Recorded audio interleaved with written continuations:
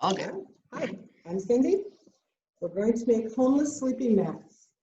This is what they look like. They're lightweight, they're waterproof, they're warm. You'll get warm putting one on your lap if you crochet it.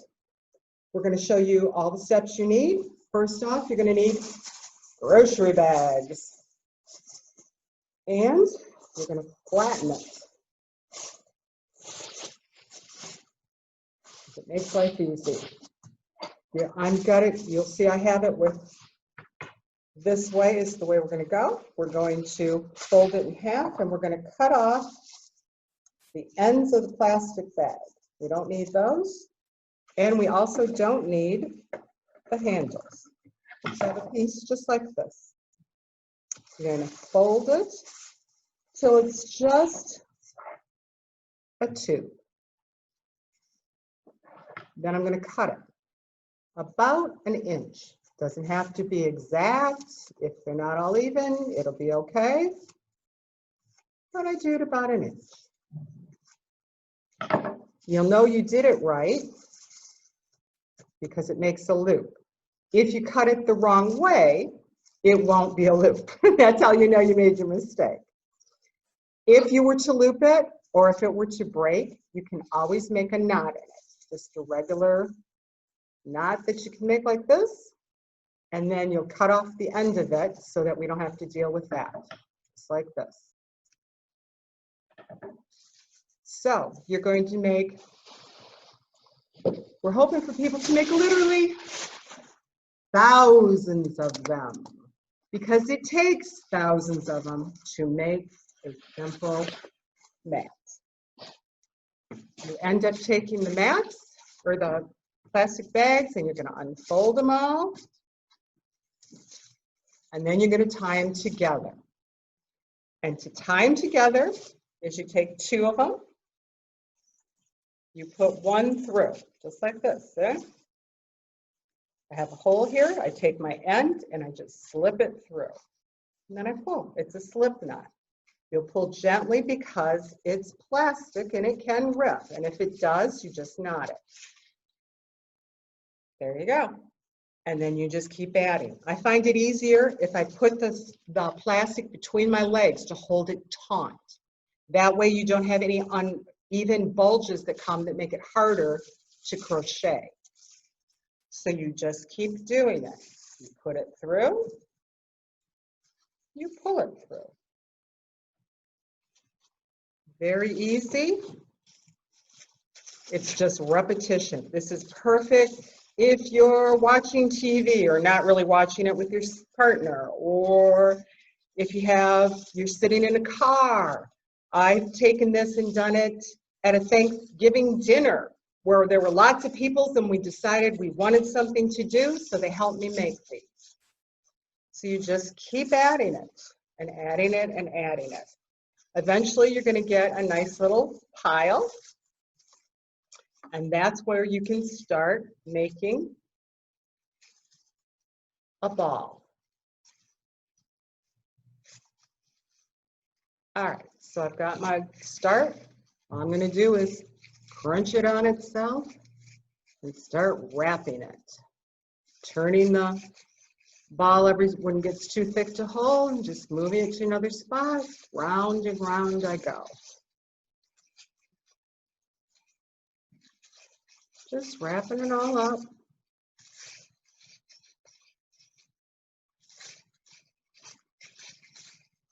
When I get to the end, I can add more and more and more.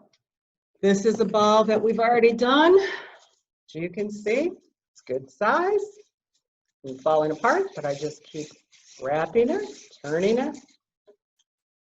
That's a nice size ball. You're going to need probably one about yay big, probably 5 or 6 of them to make a mat, is how many you'll need. So if you want to, you can be what we call, we have strippers, which is what anybody who makes the plastic is just strippers. So if you don't know anything about crocheting, you can help us out by making these balls and bringing them to the library. That way people who crochet don't have to do both steps because this is very time consuming. And if we can have lots of people who just want to make these, that's great. They bring them to the library, we hand them out as needed. Does anyone have a question? Do you understand what's going on? I'm going to say yes. Okay.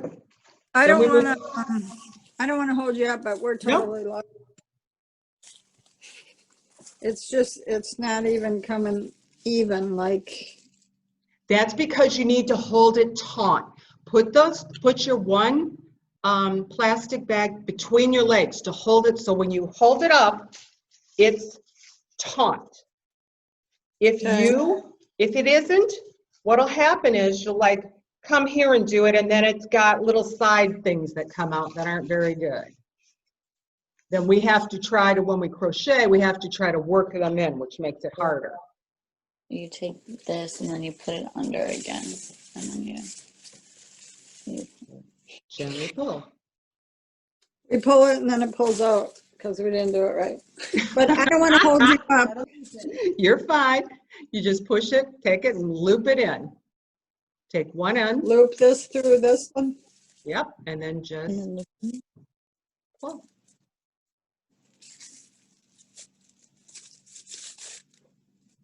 There you go. You know how we did that? It's just a slip knot that you're going to redo over and over and over again. You're just going to add, you just take it. And like I said, if I hold it between my legs, I have it nice and taut so nothing gets loose. I put it through, just slide it through, and I have to choose an end. Okay, now you'll see when I did this, it ripped. hold aside. That happens. And all I have to do is tie a little knot here so it still works. Flip off my end, and it still works. Okay. And I just hold it taut and keep going. Take another one out. So you pull the side that you go on through. So put that side through and then Put it pull that through. Put it There's your through. little hole. Hold this. Nice. In fact, for me, it's easier if I only take this one when I put it through. I only put through a short distance because then I don't have to pull so much to make my knot. Because all I have is this I have to pull. Easier. Which way? This way? Yeah, the big part to the little. And then pull the big part. All right. I'm going to move on to the portion where I show you how to start crocheting. And again, if you have never crocheted, you probably don't want to start this as a project. The plastic is not as forgiving as yarn is, so it makes it harder to crochet. It's not a great place to how to learn to crochet. So hopefully the people who do it will already know how.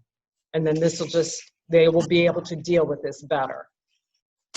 The first thing you do is you take your nice big ball and you make another little slip knot. You want to knot, whoops, I messed up. See, professional. You just make a slip knot, you just pull it through because you want a little tiny hole. And first you have to chain. So we're going to take a size N crochet hook. We put it through. The biggest thing you have to remember when you start this project is you're going to make your chain, but you're going to make it much looser than you would if you were doing this with yarn. The reason is because the plastic, of course, will rip. You want something, you want a little give to it, and to have a bigger stitch helps you to do that. So we start by chaining. Here's how I chain. I wrap it around, and then I pull it through. And I wrap it around, and I pull it through. You'll notice my stitch pretty big. And that's why I want it big so that when I start this, it's easier. And just wrap it around. The hook faces me, and I pull it. Hook faces me, pull it around, pull it through. And this is what they'll look like. Don't always look pretty at this point, but you'll be able to tighten all this up once you start adding rows of crochet. Now, you're going to make this about 3 foot long, wide, because this is going to be your width. So I usually try to measure at least, make it bigger than my shoulders, figuring if I'm going to lay down on it, I want it to be bigger than at least my shoulders are. So at least 3 feet is how much you're going to do, which for me is like 55 stitches, somewhere around there. And I always know how many, I count my stitches when I do it, because that way I end up getting a nice rectangle to my work, because I know that I'm making the exact amount of stitches I need to do each time. It's very easy to lose a stitch, and when you do, you can either start going this way with your edges or out this way. Either way, you're not going to be happy with your work. So that's what you do when you come to the end. I haven't done as many. I'm just going to show you in the beginning. You're going to do your stitch, and I'm going to move me closer. And here's what's going to happen. I hold my crochet hook horizontally. I take my thread, we call it plarn, is what this plastic yarn. I wrap it over my crochet hook, and I put it in the very first hole I have, and then I grab it and bring the thread up. I will have 3 threads with me. Then I take my end, I wrap it around the hook, and I pull it through all 3. And I have 1 stitch. So I'm going to do it again. Horizontal with my crochet hook. The hook is facing me. I bring my plarn, that is from the ball. I put it over it, and then I put it in the hole, which is your stitch. And then when I'm there, I grab that yarn again and bring it back up. So I have, again, 3 little rows. I keep my hook horizontal. I again bring it from the back, I hook it on, and I put it through all 3. That's another stitch. And that's what I'm going to continue doing. Wrap it, put it in the hole, hook another piece to bring it up, 3 pieces, add a 4th here, and pull it through. And that's what you just keep on doing till you get to the end.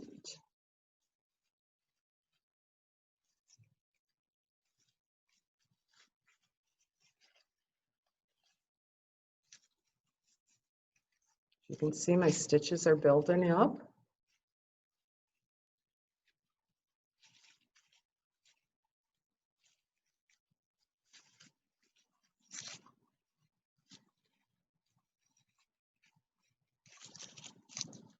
So again,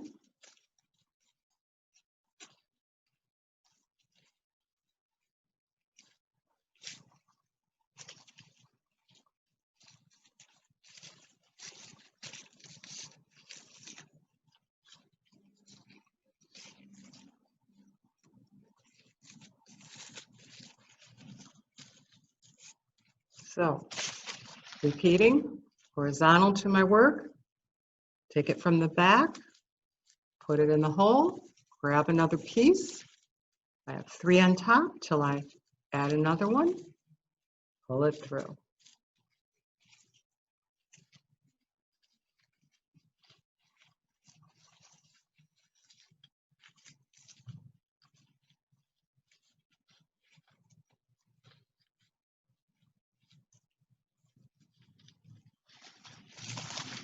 When I get to my end, all I do is 1 single crochet to go up for the next row. Flip it around and keep doing the same thing over and over and over and over again. until you get something that is this size. We make them about 6 feet long. You can make it a little longer if you want. If you hit, you have extra plarn you want to finish up. They can be used, if someone's shorter, they can take part of it and fold it over their feet or over their head as a pillow, whichever they prefer. You can bring everything to the Fowlerville Library. You bring your finished mats. If you need more yarn, if you even need bags, we have them. A lot of times we have cut up plarn just like this, that all that needs to be done is for someone to make it into a ball. You can also do that. Any questions?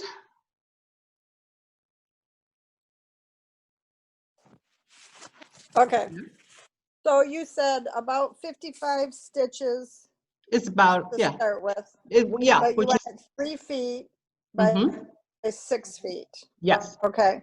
And then is that stitch like a triple or double or what? What do you Everybody I've usually- talked to has given me a different name. Some call them doubles, some call them Okay. triples. So there's the problem. I don't know what the Okay. stitch is called. I just know how to do it. Okay. Sorry about that. That's okay. So at the end of the row, I'm just kind of taking notes. At the end of the row, then do a single crochet. Yes, and that will build up so you can start your next row. Is the single crochet after you turn it or before? At the end of the row? Before you turn it. Before you turn it. Once you get to the end of the row, you do your single crochet, and then you flip it and start again. So is a single crochet like in the last loop then? It would be after the last loop. After you've done your last, whatever stitch it is, double, whatever we want to call it, when you're at the end, then you make your single, and that's when you turn it, because you're now going to build up this way. Okay. All right. I think I've got it. All right, good. I hope everybody does. If you have questions, you can always call the library.